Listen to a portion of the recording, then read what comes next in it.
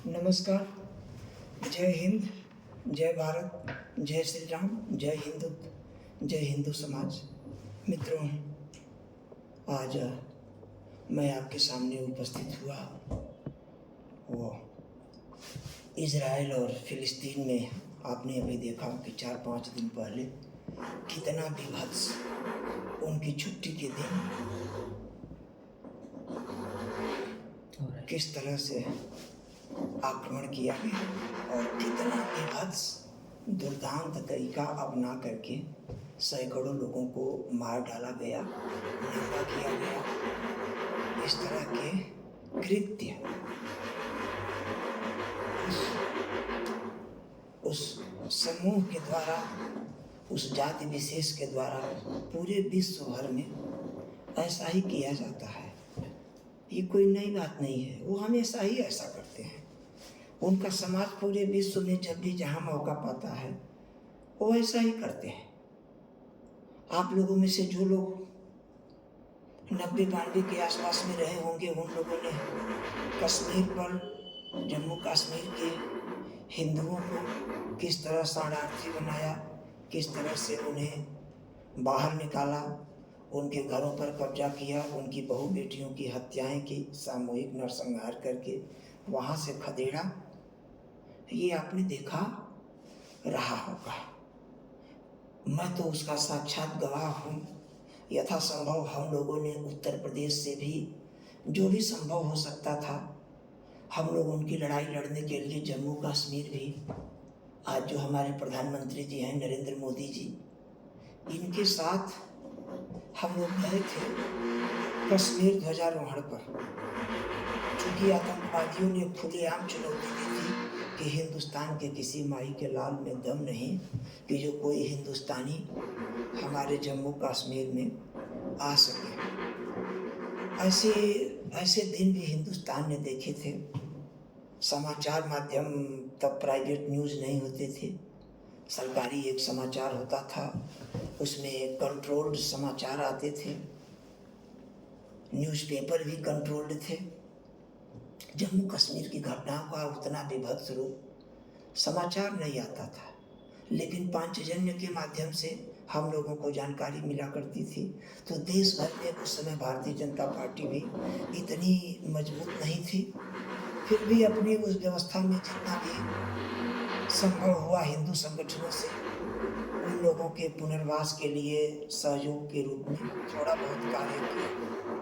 लेते देते कंट्रोल करते आज 8-9 साल में भारतीय जनता पार्टी के शासन में इतना तो हो गया कि कम से कम जम्मू कश्मीर भारत का सैद्धांतिक रूप से अंग हो गया। नहीं तो जब भी कोई हम लोग यहाँ से जाते थे तो वहाँ के लोग कहते थे ये भारत से आया है। अपने को भारतीय नहीं मानते थे, अपने को भारत का अंग नहीं मानते थे, ये सत्य है। हम लोग भी इवन जब 1991 में गए थे तो हम लोगों को भी सब कहते थे कि ये लोग भारत से आए हैं। वो पोजीशन आज नहीं रही। अभी मित्रों, हमारे हिंदू समाज को हम सब ने मिलकर बहुत अच्छा काम किया है। हम सब लोगों ने बहुत यूनिटी दिखाई है। हम लोगों ने 10 साल हिंदुत्ववादी सरकार रखी है और हमें फिलहाल तो कम से कम ये 5 साल और ज़रूरी है, क्योंकि आप देखिए इज़राइल पर जो आक्रमण किया है हमास ने फिलिस्तीन की तरफ से, आपका प्रधानमंत्री, आपकी सरकार इस संकट की घड़ी में इज़राइल के साथ है, जबकि इज़राइल हर संकट के मौकों पर हमें हथियार भी दिया है और हमारे साथ मजबूती से खड़ा रहा है। फिलिस्तीन ने हमें कभी कुछ भी नहीं दिया है और हम लोग बहुत पहले से फिलिस्तीन के नेता को, जो यासिर अराफात हुआ करता था, इंदिरा गांधी ने क्या क्या उसके लिए किया था और उसके बदले में वो हमेशा कश्मीर के आतंकवादियों का वह विरोध, वो उनका सहयोग करता था और इस्लामिक ऑर्गेनाइजेशन में भी जो है वो कश्मीर की बात को सबसे ज़्यादा वही उठाता था। आज परिस्थितियाँ बदली हैं। हमारे प्रधानमंत्री जी सीधे इजराइल के साथ हैं लेकिन सारा विपक्ष, आप कल्पना करिए, सारा विपक्ष हमास के साथ है, फिलिस्तीन के साथ है। तो मित्रों, मैं अपने सेकुलर हिंदुओं से थोड़ी गुजारिश ये जरूर करूँगा कि मोदी से आपके मतभेद हो सकते हैं योजनाओं को लेकर के, क्रियान्वयन को लेकर के, कार्यक्रम को लेकर के, लेकिन ऐसी एक गलती न करिएगा कि एक गाय नाराज हुई एक हिंदू परिवार से कि इसको मैं दूध देती हूँ, ये मुझे ठीक से रखता नहीं है, और उसके बाद में उसने हिंदू को सबक सिखाने के लिए वो कसाई से जाकर के मिल ली। तो ऐसा सबक मोदी जी को आप भी नहीं सिखाइएगा, क्योंकि अभी आप देख लीजिए, आपके सामने में पूरा विपक्ष हमास के साथ खड़ा है, फिलिस्तीन के साथ खड़ा है। सोच लीजिए कि अगर कहीं 2024 में अगर उनकी सरकार आती है तो ये भारत देश जो आज विश्व की हर व्यवस्थाओं में पूरा वर्ल्ड जो है आज हमारी तरफ देखता है, चाहे अमेरिका हो, चाहे रसिया हो, चाहे इजराइल हो, या विश्व का कोई भी वर्ल्ड ऑर्डर हो, फ्रांस, जापान, जर्मनी, सब लोग भारत को एक ऐसी ताकत के रूप में देखना शुरू किए हैं। इसकी वजह ये रही है कि हिंदुत्व संगठित रहा, और हिंदुत्व संगठित होकर के रहा है। अभी हमारे आपके संगठन की थोड़ी और ज़रूरत है। मित्रों, बस मैं 1 मिनट में अपनी बात विश्राम दूंगा, और आप लोगों के साथ कहना मैं बहुत चाहता हूँ। मित्रों, मैं भी हिंदुस्तान के उस गिने चुने लोगों में से हूँ। थोड़े से एक स्टडी है लगभग कि 20 करोड़ से ऊपर इसी हिंदुस्तान में ऐसे हमारे जैसे कुछ पागल लोग हैं जिनको इस देश से कुछ नहीं चाहिए। इस देश को वो कुछ देना चाहते हैं।